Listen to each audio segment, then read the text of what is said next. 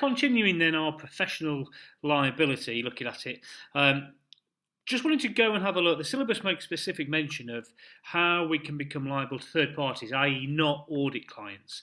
And we said before, look, the only difference is with an audit client, you definitely have a duty of care. But with a third party, such as an investor, you might not have a duty of care. So what things need to be looked at to prove or not prove this duty of care? Well, you're more likely to have a duty of care if there is foreseeable damage. Now, what that means is, if the investor comes to you and says, look, I am relying on your report, I'm going to invest in this company if your report is a clean report, and if I don't, if it's wrong, I will lose money. Well, as they've come to you, that means the damage is more foreseeable, and therefore maybe you do owe them a duty of care. That's one thing. The second thing is, have a look at the proximity. Are they close enough to you? Obviously, the audit client has a contract with you, which is as close as you can get. But are they then? Could it be possibly reasonable to think, yes, well, they might rely on it as well? So, would a third party be close enough to think that that might be true? And is it reasonable? Is it fair? Is it just for an accountant to take on this duty? So, is it reasonable for the accountant to have this duty? Okay, so therefore you couldn't be liable to the whole world because A, the proximity, but B, just wouldn't be reasonable. Okay, so another way of looking at it would be maybe, so we've acted negligently, we being the auditor. We ought to have known foreseeable damage, that the third parties relied on our opinion, and that the third party suffered a financial loss. So, as a result of all this, a shareholder stands no different from any other investing member of the public to whom the auditor owes a duty. So the shareholders are seen as a class of people, and the auditor reports to the class and not individuals. So what we're saying is, because of this, individual shareholders do not have, or you do not have, a duty of care to them. You do as a group, but not as an individual, okay? So you do as a group, but not as an individual. Okay, so let's now then have a look at how we can limit liability, so restrict our liability. It's normally just not allowable on an audit, okay? So I'm going to put that in actually. Normally, just not allowable on an audit. You can't get away with it.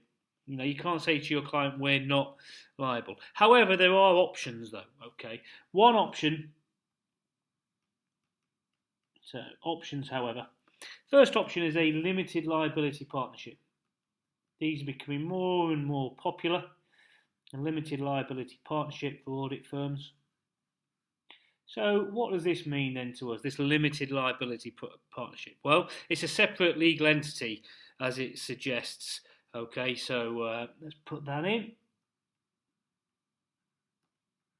And because it's a separate legal entity, the only people who can be sued, therefore, you would think, is the liability, is the limited liability partnership itself. Okay, and therefore the members, i.e. the audit partners, they would be only liable to the amount of the investment. They couldn't be sued for anything else because it's actually the partnership that's being sued. So if the partnership loses everything, obviously the members lose what they've invested into it. However, if you are a negligent partner, and just the negligent partner, so not all of them, but just the negligent partner, he could be or she could be sued personally. Whereas at the moment, in a partnership, if one partner gets sued, you are all in effect being sued. The partnership is being sued. But when it's a limited liability one, the only person being sued personally is the negligent partner. The non-negligent ones are protected. So what else we could have is a limited liability agreement. A limited liability agreement. Remember we said it's not usual. on audits.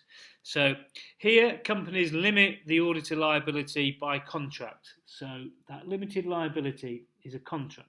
You're saying, look, Mr. Auditor, we are not going to hold you liable. And because of that, it needs approving. And guess who it needs approving by? Hopefully you've guessed. The shareholders, because auditors report to the shareholders. So if you are going to have this limited liability agreement, shareholders need to know. And therefore it needs to be fair and reasonable.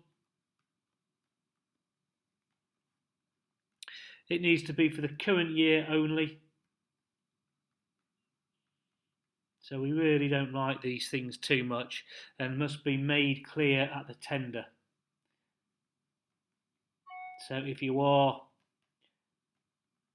getting this new client and you've gone through a tender process, you must make it clear that there's going to be this limited liability agreement. Okay, which leaves us one last thing then. The other thing that causes problems, that causes people to sue you maybe, could be the expectations gap.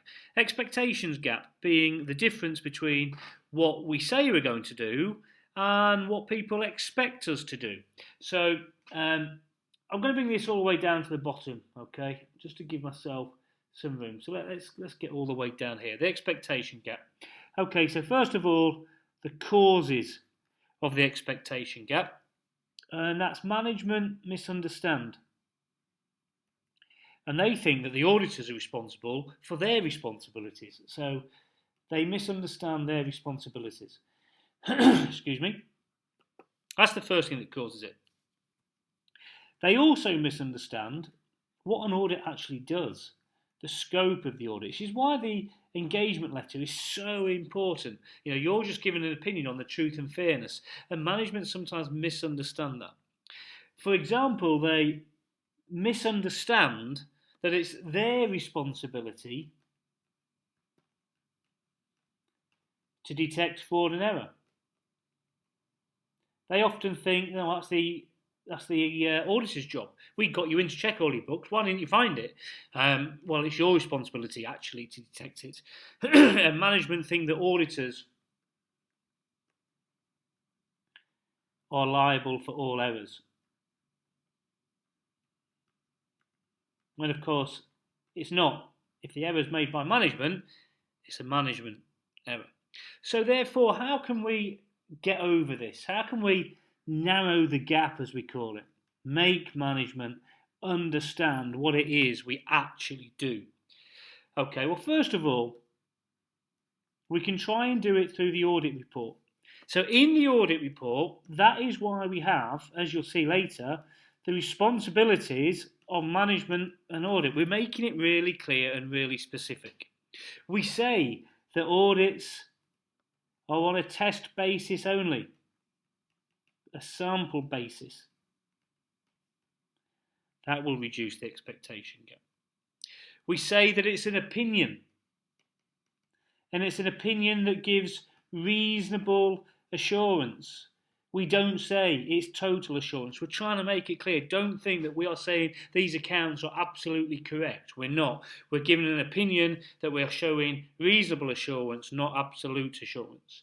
Another way you can do it is not just at the end, but at the start, in the engagement letter. So in the engagement letter, let's again make it clear what the responsibilities are of management and auditors. And let's make it clear the scope, the nature, the purpose of the audit. Bring their attention to it. Okay, so there are many disclaimers protecting the auditor and reducing the amount of reliance that users can place on these reports. But auditors are exposed to the threat of liability from bad clients, and remember, without any protection, that we might not even accept some engagements. Okay, so that's the end, really, of professional liability. Do the exam questions, and I'll see you later.